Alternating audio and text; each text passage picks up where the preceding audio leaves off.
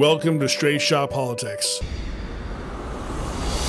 Each episode will bring you in-depth discussion with experts, community leaders, and analysts who will share their insights, experiences, and predictions. From local elections to global diplomacy, we'll provide you with the tools and perspectives you'll need to navigate today's real-world landscape.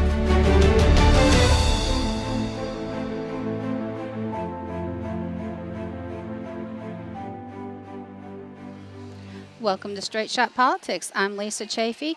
Michael Nash and I are here today at the Union County Second Annual Summer Farm Fest, and what an exciting event.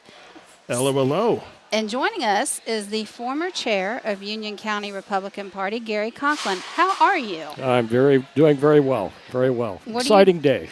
Yes, it is. I was here last year. It was a lot of fun. Tell us a little bit about how this came to be and what we can expect today. Well, we have a big lineup of speakers, really good lineup, and Bernie Moreno, the Senate candidate, is one of the key speakers, but also Central Ohio's own Mehek Ramaswamy. And so, but other than that, Ohio Senate members, Mehek, Cooke. We've got a number of individuals speaking. And then I think, too, we have all these, a lot of conservative type groups and aligned. And, you know, this is building on what we did last year. And last year we thought we'd try it and see how it turned out. And, we built it, and they did come. We weren't sure what would happen, but they did. They came. We had about 700 last year. We're expecting about 1,000 this year. Fantastic. And I know Vivek is probably bringing quite a few of his own followers. He's a wonderful speaker. I've heard him many times, so I'm looking forward to hear him again.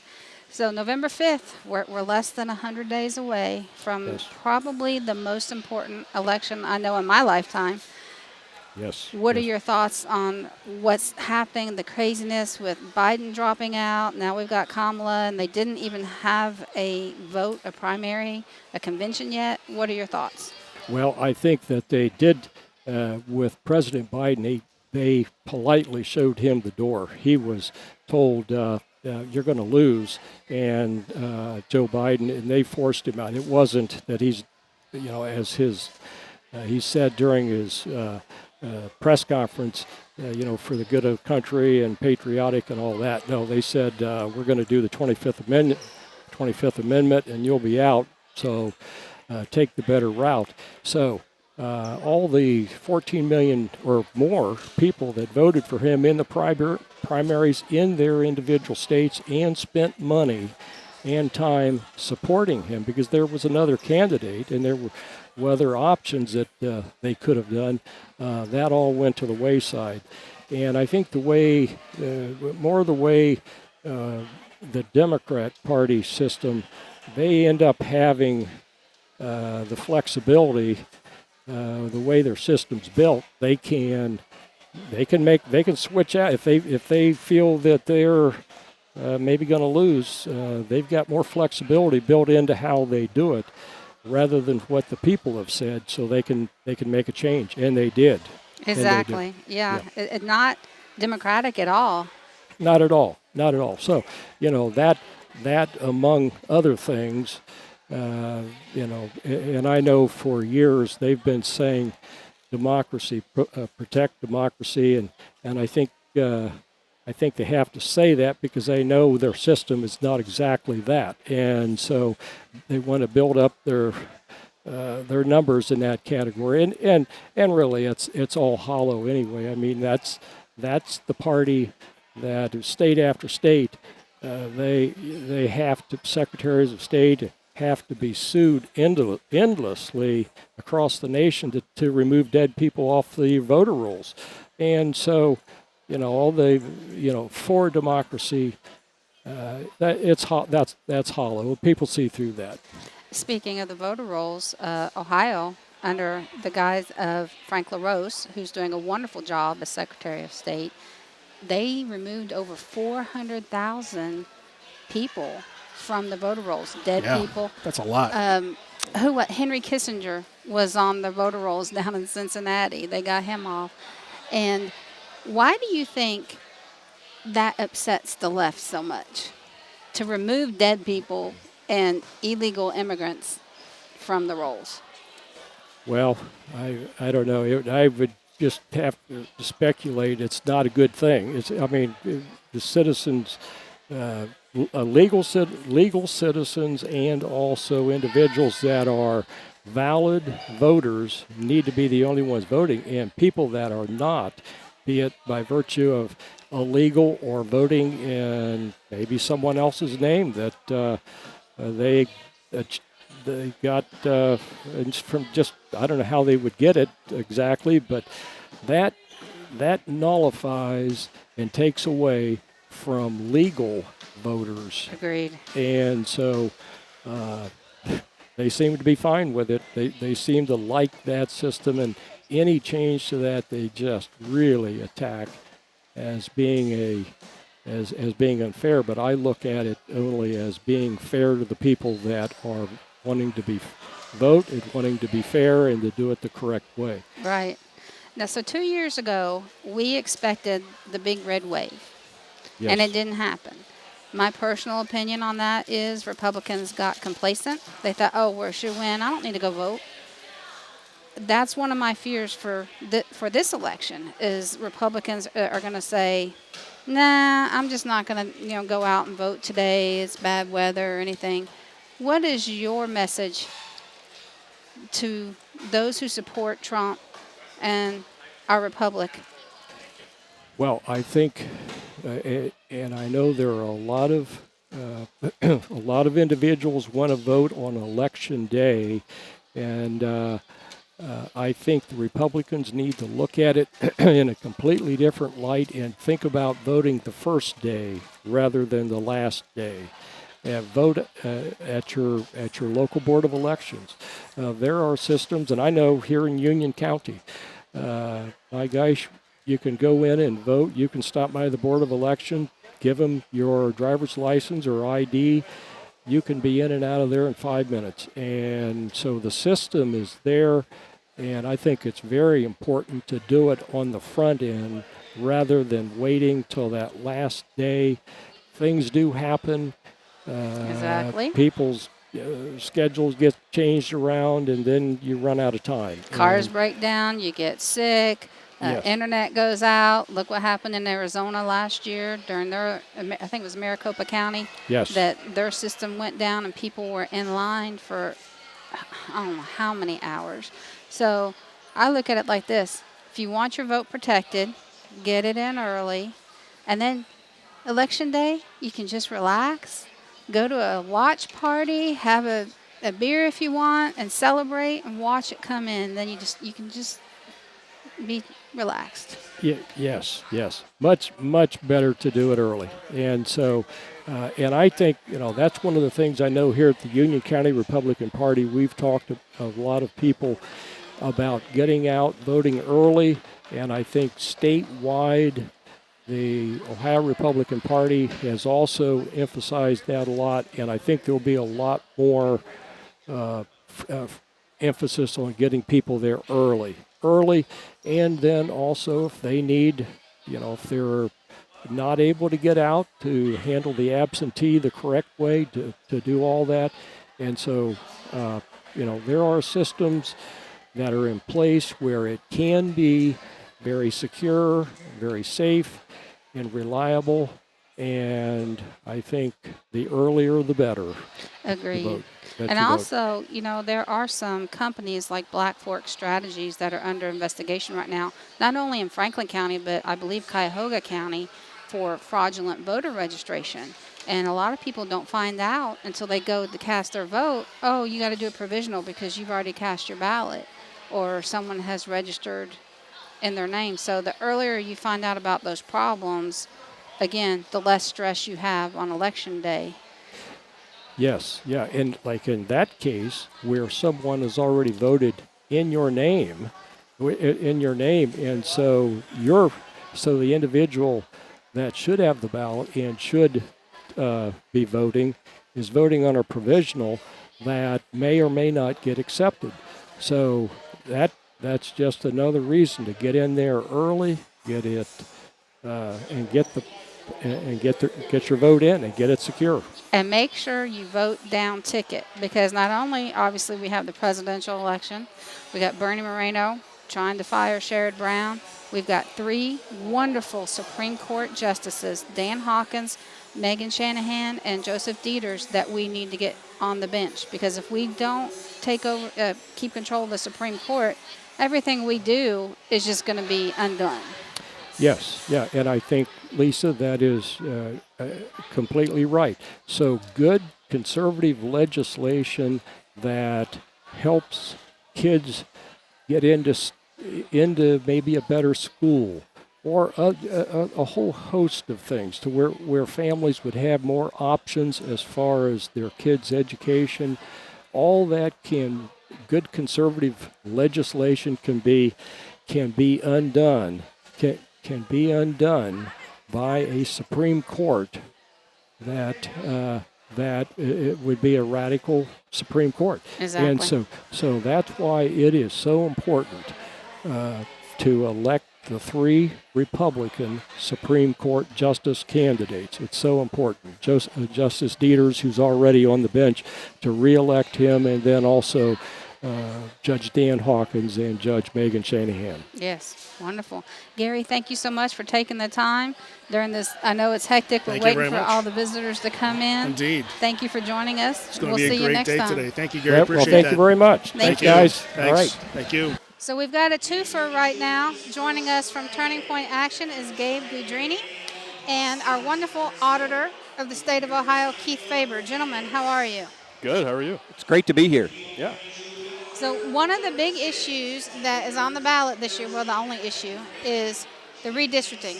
So, Auditor, please tell us what that's about, what it entails, and why we should vote no on issue Well, one. the short answer is there, it sounds like a really catchy name. It's being promoted by a group that calls themselves Citizens Against Politicians. And as somebody who's been an elected official a long time, I'm usually for Citizens Against Politicians. The problem is this really isn't citizens. It's a group that I lovingly call the Allied Liberal Organizations. They're funded, they're going to have over $20 million. They're funded by George Soros and Eric Holder and the rest of the crew, and a out-of-the-country, not just an out-of-state, but an out-of-the-country billionaire who has put reportedly more than $6 million into it. And so ask yourself, why would these liberal special interests be caring about how Ohio draws district lines for Congress and for the state legislature? And you get the answer real quickly. They want to manipulate, they want to gerrymander in favor of Democrats under the guise of being anti-gerrymandering. Right. The key to drawing districts, and as the last chairman of the Redistricting Commission, I can tell you the current system doesn't work great, but it works a darn sight better than the 16 pages of single space that they're trying to shove into the Ohio Constitution. And the key to any redistricting effort is recognizing the truism that Ohioans tend to live around people who think and vote like them. Think about yourself and your own circumstances. We tend to live around people like us.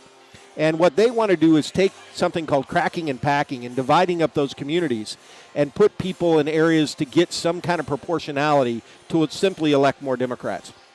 That kind of gerrymandering should not be allowed. And so if you draw districts that are compact, you draw districts where people can be represented and you don't unnecessarily divide cities, counties, and townships, you're going to have districts where there's a higher probability that your state representative, your member of Congress, is going to be somebody who shares your thoughts and your values. Right. This proposal will lead to districts that are drawn for political outcome, which is the very definition of gerrymandering. So what I don't understand is if their idea is passed, who will appoint the commission that will draw these lines? That's a crazy, you have to almost have, advanced physics just to understand the diagrams that they're required. You're going to have a group of people appointing a group of people appointing a group of people, and then the list of exclusions of who can't serve on the commission is so long that it means anybody who's ever thought about conservative politics is probably excluded. And they conveniently leave all of their friends in the allied liberal organizations, groups like the League of Women Voters and the like, are all eligible. Ultimately, it is designed to put this matter squarely in front of activist judges and let the courts draw the maps. because they all know that if the courts are drawing the maps to some proportionality requirement, you'll have what we saw in the last redistricting proposal where the outside experts literally came in and produced maps that I voted against, and we're trying to literally draw districts to favor Democrats. That's the very definition of gerrymandering, and it means you're breaking up communities to divide up those concentrations of Democrats in the urban core cities. So it was being called, several people have been asking the governor to bring a special session so that the House and the Senate could come together before November 5th and come up with a solution. Even if they did, issue 1's still on the ballot, correct? Issue 1's still on the ballot. No matter what happens, the right vote on issue 1 is a no vote. When you're trying to when you've got special interests trying to cram anything into the Constitution, I'm a no vote. But having said this, in this case, it is drawn to favor their political outcomes.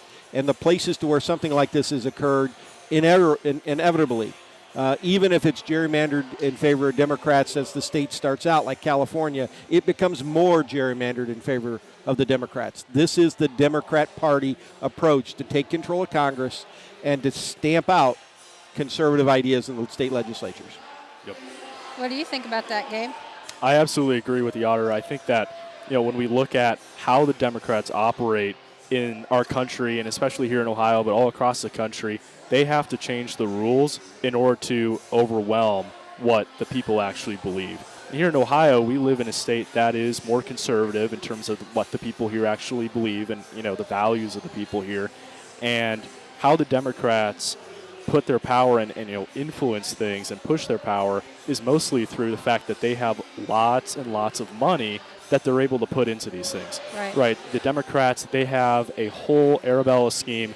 They have a large amount of capital that they're able to put into massive projects to be able to, electioneer and be able to really influence people at their doors all across the country. And so this is, just another instance of that happening, and I think that's really crucial that we are able to inform Ohioans about what this actually does, because Ohioans, they look at the language, they're very meticulous, and they're very smart with how they craft this language. Ohioans are going to look at this, and a lot of people are going to think that this is about fair districts, but it's not, as the auditor mentioned. And so really it's about how can we make sure that we transmit that message to Ohio voters and make sure that that is, something that they're aware of. And, after last year, what happened with issues 1 and 2, that's something that, we really need to work on, or else it's going to be a real bad time for all of Ohio. Yeah, that's one of my biggest fears is after we saw what happened last year with the abortion issue and the marijuana issue is that the left is getting issues changed within our Constitution because they can't get Democrats elected to get a majority in the House. That's right.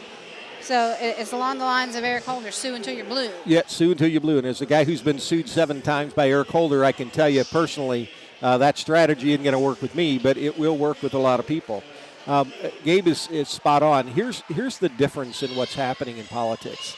Republicans, we tend to be kind of independent cusses. We always joke about the argument, who would be part of an organization that would have me as a member? I don't want to be a part of that organization. The Democrats operate in lockstep. Yes. They have a unity, and part of it is because of the way they raise their money. Their funders, basically, if you don't do what they tell you to do, you don't get money. And, who raises $20 million plus to put something in the state constitution? Right. It's the allied liberal organizations.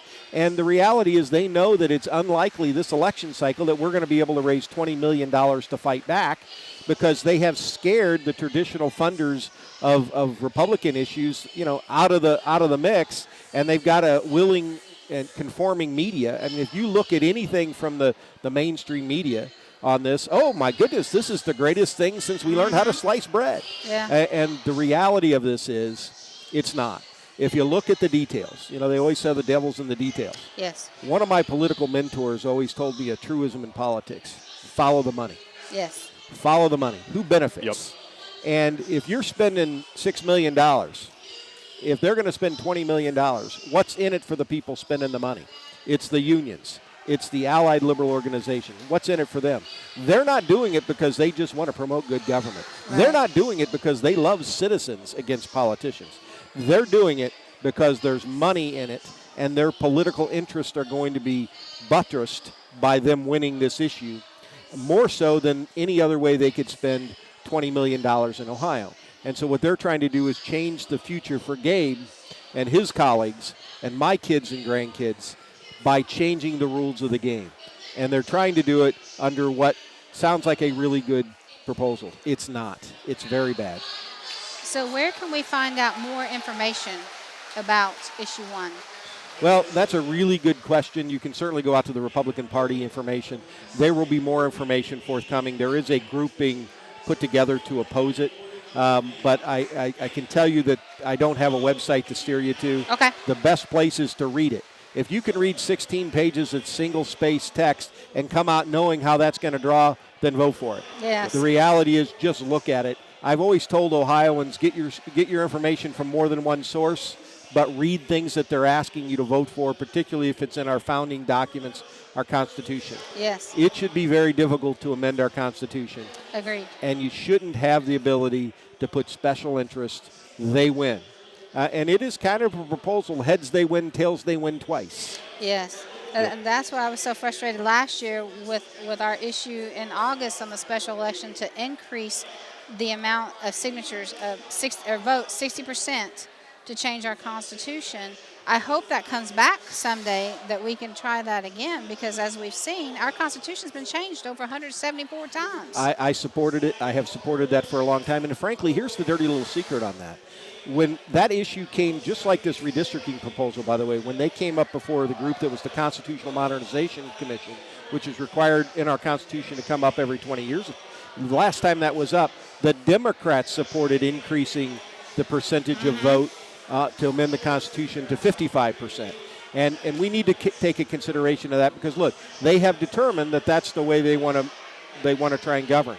Now, there are some really good things that I would support putting in the Constitution, like taxpayer protections. Yes. Like putting things that say, you pay income taxes where you live and vote, not necessarily where you work. Yep. All of those kind of things. But the reality is those ought to either come from the people's representatives in the legislature or have a higher threshold, or both. One last question for you, Auditor, because I know you're getting ready to go on stage. Early voting, tell us why you support it and why you're doing it. Well, I'm going to use the words from the Trump campaign. It's okay to vote that way. Yes. Look, I would, if I had my druthers, I would say we vote on election day, we vote on paper, and we vote with photo IDs. But that's not the rules. Although Ohio's pretty close to that. Yep. Ohio, if every state had the same voting rules Ohio has, I'd have a whole lot more confidence in our national elections. Yes. And that the chances for shenanigans and schemes are much more remote. But in Ohio, let me just give you a reality, okay? If you're ready to go vote on Election Day, and there's a lot of us that wild horses and hot coals wouldn't stop us from going to vote. But there's a lot of people, particularly parents and things where life gets in the way. You get up in the morning and your car doesn't start, okay? You have to spend all day trying to get to work and getting your car started and getting your kids to school or whatever it happens to be. Or you get up in the morning and you get a call from your mom or dad that something went around and the basement's flooded. Yep. Okay, it's real easy for that circumstance to change, and all of a sudden somebody forgets to vote. Yep. And so if you happen to have the opportunity to vote early and lock those votes in, a 1 or 2% change in people voting early and locking those votes in can literally change the outcome of elections all throughout Ohio. Absolutely. And so in this condition, I just tell people it's okay to vote that way, knowing early voting in Ohio is secure. Your vote is going to get counted. As long as we continue to require that there be 2 people overseeing each ballot, a Democrat and a Republican, as long as we still have verifiable paper transactions on every vote, whether it's done by a machine vote or a paper printed ballot, it's okay to vote that way. And don't take my word, take Donald Trump's word. Agreed. Auditor, thank you so much. Thanks for having Appreciate that. Thank We you. appreciate you sitting down with us. Thanks for having us. Joining us now is Mehek Cooke, a wonderful conservative, a lawyer. Mehek, how are you? I'm doing well, Lisa. Thanks for having me. So tell us what you've been up to lately. So I've truly had the privilege of being a surrogate for President Trump. Been working a lot, not only at the RNC to get the message out, and I don't know about you, but being at the RNC and seeing the massive amounts of unity in the party, and the face is changing of the Republican Party. It is truly a party for everybody. It's been exciting, and I have also the opportunity to go and travel and speak at engagements and talk about the American dream. I think there's so much hopelessness today that it's important to talk about hope in the future and what President Trump and J.D. Vance can deliver for every single Ohioan. I agree. My son has just turned 18, and he's even made a comment a few times, why do I even want to do anything? Because there's no future. I can't move out. I can't rent an apartment. I can't do this. I can't do that. And it's because of what the Democrats and Biden have done to this country. Well, I'm glad you talk about that, because the younger generation is truly seeing the burden that families are facing today, right? Grocery prices are up 20.1%. And on top of that, gas is up 33 1/3. And you continue to look, we're paying more for the same things: diapers, food, groceries, you name it. And our younger generation is not going to believe in the American dream until we have a change in policy. Democrats today want to blame it on just the way the economy is going, but this is truly because Biden-Harris decided to stop fracking, to stop oil and gas independence, and to rely on foreign countries. So that's a trickle-down effect. Now we're paying more for oil and gas, which then increases every single cost. I know your son and so many other kids will prosper through a change in leadership, because I know on day one, President Trump will drill and ensure that we have fracking, ensure that we have energy independence, and truly show people that the American dream is possible. Yes, it's very scary. And what scares me about Kamala's platform now, she's already admitted she wants to take away the child tax credit. She wants complete, full, open borders, and to give those illegal immigrants free health care. And God knows what else she wants to do. She's obviously anti-family. She's anti-America. And I cannot wait for President Trump to be president again. One of the programs I know that his campaign has put out there is Protect the Vote, early voting. What are your thoughts on that?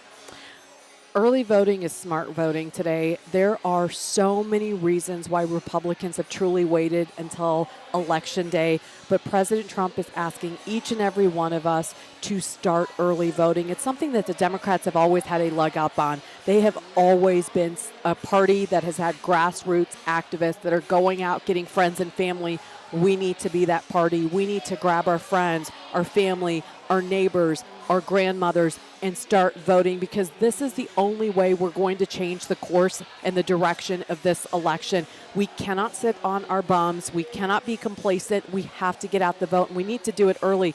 A lot of times people wait until Election Day and something comes up. We can have no excuse this time. There is no excuse. If President Trump is saying vote early, he believes in the election integrity. He believes in that process. We have to start doing that as Ohioans. And Ohio is leading the way. I don't know if you saw, but just this week, Frank LaRose and the Secretary of State's office, they purged over 400,000 voters off the rolls, dead people, illegals, etc. And I think, I do believe our election is going to be safe this time, but that doesn't mean that the left isn't going to try to do something, which is another reason, like you said, we have to take advantage.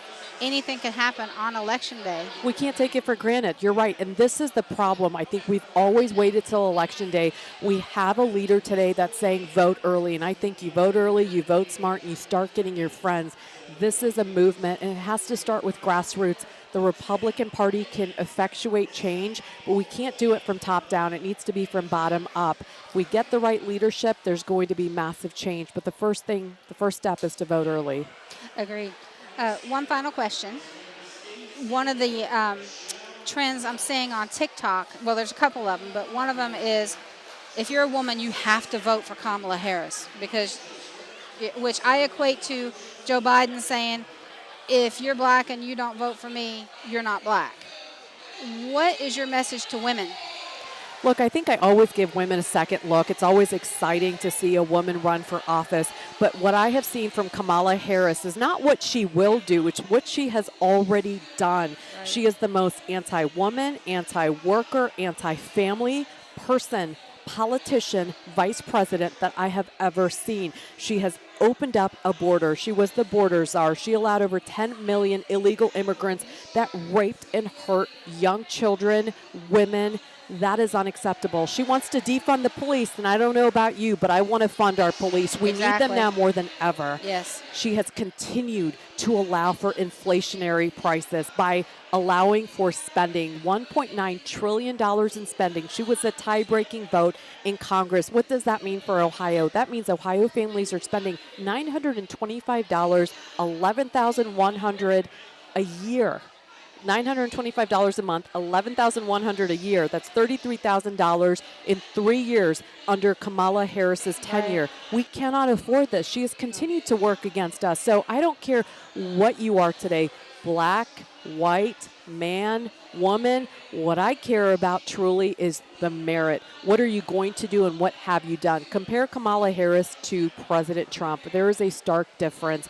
That is what Americans need to focus on. Do not get into this identity politics. And by the way, Kamala Harris is going to say she's the first woman running for president. She doesn't know how to define a woman. I'll leave it right there. Thank you. Amen to that. Thank you for joining us, Holy Mehek. cow, right there, yeah. Yeah, that says it all. We truly appreciate the Union County Republican Party for allowing us to be at the 2024 Summer Farm Fest. We had many fantastic conversations, didn't we, Michael? Oh, gosh, we did. We sure did. Yes, indeed. You know, we recorded about 2.5 hours of content that day. That's a lot of content. A lot of content. Too much for one episode. Yeah. Too much to digest there. So we're going to break it into 3 episodes.